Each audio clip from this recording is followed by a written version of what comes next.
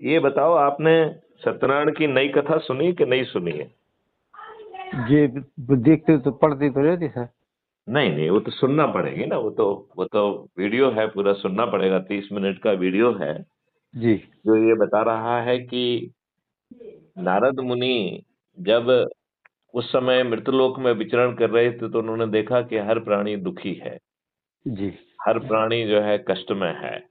जी तो वो व्याकुल होके विष्णु धाम पहुंचे और उन्होंने प्रार्थना की कि साहब, मृतलोक में लोग बाग नाना प्रकार के दुख झेल रहे हैं, उनके कल्याण के लिए कोई उपाय बताइए।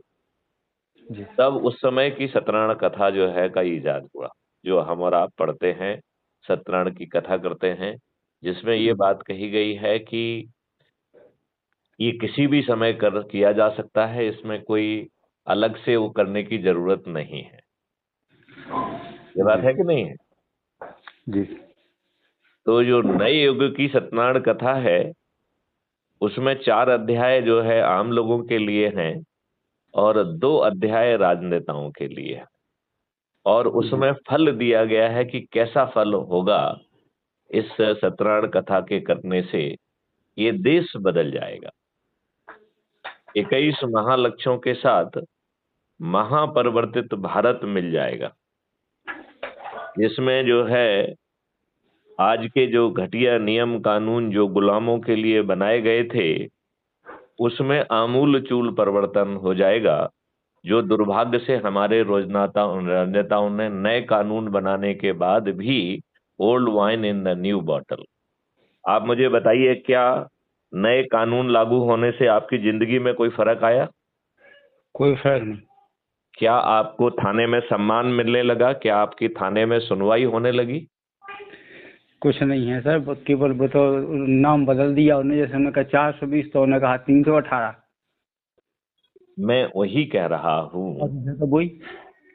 नहीं, लेकिन आपको जो कानून अंग्रेजों ने भारतीय गुलामों को अपमानित करने के लिए, उत्पीड़ित करने के लिए, शोषित करने के लिए और प्रक्रिया में उलझाकर ऐसी न्याय की देवी जिनकी आंखों में पट्टी बंधी हुई थी, उसके माध्यम से आपको अन्याय देने के लिए जो व्यवस्था बनाई थी, आपको मालूम है? चीफ जस्टिस चंद्रचूड़ ने जो पट्टी आंखों पे बंधी होती थी वो हटा दी।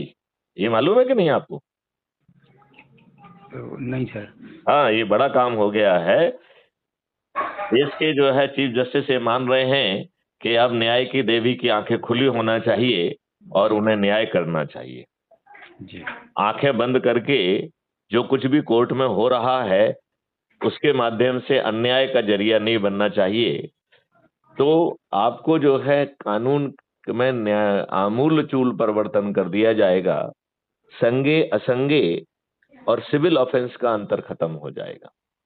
जी आपको इन तीनों में से किसी को भी रिपोर्ट करने के लिए थाने जाने की जरूरत नहीं होगी और आपके विरुद्ध कोई झूठा मुकदमा भी नहीं कर पाएगा। राइट? जी क्योंकि झूठा मुकदमा करना, झूठी गवाही देना, झूठी विवेचना करना और झूठी वकालत करना, ये चारों जो है फर्जरी के बहुत गंभीर अपराध होंगे।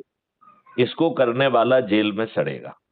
मतलब आपके विरुद्ध झूठी रिपोर्ट करने वाला, आपके विरुद्ध झूठी गवाही देने वाला, आपके विरुद्ध जो है झूठी विवेचना करने वाली पुलिस और झूठी जो है ना वकालत करने वाले वकील, ये सब जेल चले जाएंगे। ये है पहला जो है उसका जो आपको मिलने वाला है। और दूसरा, 15 दिन में अकाट साक्ष्यों के माध्यम से, डिजिटल चित्रगुप्त के माध्यम से पुलिस अधिकतम 15 दिन में चालान पेश कर सकेगी और अधिकांश साक्ष्य जो है वो उसी समय हैश वैल्यू से लॉक हो जाएंगे। लिहाजा आज की घटिया डीप फेक टेक्नोलॉजी भी उसमें कुछ गड़बड़ी नहीं कर पाएगी। आज बताइए, हम रोज जो है कोर्ट कचहरी के चक्कर लगा के प्रताड़ित हो रहे हैं कि नहीं हो रहे हैं? बिल्कुल हो रहे सर। तो इसमें आपको कोर्ट कचहरी नहीं जाना होगा। आप जो है पार्लियामेंट के सॉरी कोर्ट कचहरी नहीं जाना होगा। अपने घर में ही बैठकर आप distributed video based trial system के माध्यम से आपको न्याय मिल जाएगा। और वो भी न्याय। तो आप कहेंगे कि आज जज जो है कोर्ट रूम में बैठ के उनके कोर्ट मुहर्रर घूस ले रहे हैं, तो आप जो है इन्हीं जजेस के माध्यम से न्याय कैसे देंगे? जहां अन्याय फैला हुआ है वहां न्याय कहां से मिलेगा? ये आपके जेहन में प्रश्न आएगा कि नहीं आएगा? जी। हाँ, तो आए- इसमें इसके लिए व्यवस्था की गई है कि दो तरीके की अपील होगी। एक अपील अगेंस्ट द जजमेंट, दूसरा अपील अगेंस्ट द जज। आज यदि आप अपील अगेंस्ट जज करेंगे तो आपको जेल में भेज देंगे कॉन्टेम्प्ट कोर्ट, कॉन्टेम्प्ट लगा के, राइट? जी। तो कॉन्टेम्प्ट खत्म हो जाएगा, there will be no contempt of the court, right? जी। ये एक्ट ही खत्म हो जाएगा, बल्कि आम आदमी को अधिकार मिल जाएगा कि वो अपील अगेंस्ट द जज कर सकता है। और यदि आप अपील अगेंस्ट जज कर रहे हैं, इसका मतलब है जज महोदय दुष्ट हैं, उन्होंने एविडेंस को नजरअंदाज करते हुए गलत जजमेंट दिया है, राइट? जी। ऐसी स्थिति में जज महोदय को स्वयं कटघरे में खड़े होकर अपने जजमेंट को डिफेंड करना पड़ेगा। और यदि वो डिफेंड नहीं कर पाएंगे तो वो डी पैनल हो जाएंगे। डी पैनल का मतलब है वो जज नहीं रहेंगे जी। और उन्हें लाखों रुपए का हर्जाना देना होगा। अब बताओ, ये जज महोदय आपको न्याय कर देंगे या अन्याय देंगे? ये तो देना ही पड़ेगा सर न्याय उन्हें। तो ऐसी व्यवस्था होगी। जी। फिर जो है डिजिटल चित्रगुप्त के माध्यम से 5 साल के अंदर पुलिस इतनी सक्षम हो जाएगी और रिस्पांस सिस्टम इतना सक्षम हो जाएगा कि विद पुलिस और बिना पुलिस अपराधियों को अपराध करने के पहले गिरफ्तार किया जा सकेगा और फिर सभी अपराधियों को रिहेबिलिटेट कर दिया जाएगा under fundamental right to employment. लिहाजा सभी लोग जो है वो ना केवल उनके पास रोजगार होगा, बल्कि फंडामेंटल राइट हेल्थ का भी होगा, फूड का भी होगा, शिक्षा का भी होगा और प्रॉस्पेरिटी का और हैप्पीनेस का भी होगा। ऐसा अद्भुत भारत, और भारत सरकार के पास 20 गुना ज्यादा पैसा दो मॉडल के माध्यम से पहुंचेगा। एक क्राइम फ्री भारत का रेवेन्यू मॉडल और दूसरा क्राइम फ्री भारत का paper currency free Bharat with 2% transaction fees. इन दो मॉडल के माध्यम से भारत सरकार के पास 20 गुना पैसा हो जाएगा।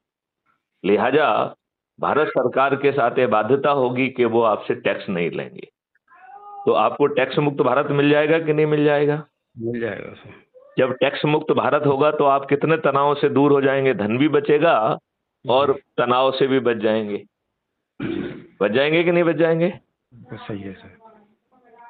और फिर जो है हर भारतीय के दो अकाउंट होंगे, एक अर्निंग अकाउंट और एक आपको पैसा देने वाला कॉस्ट सेटलिंग अकाउंट, जिसको हम डेबिट अकाउंट का नाम ले रहे हैं। तो वो कॉस्ट सेटलिंग डेबिट अकाउंट होगा जहां से आपको बिना मांगे जब पैसे की जरूरत है अपने आप मिल जाएगा और जब आपके अर्निंग अकाउंट में पैसा आएगा तो अपने आप आसान किस्तों में पट जाएगा। तो आपको कर्ज मुक्त भारत मिल गया कि नहीं मिल गया? बिल्कुल मिल गया। आज कितने लोग जो है कर्ज के चक्कर में उन्हें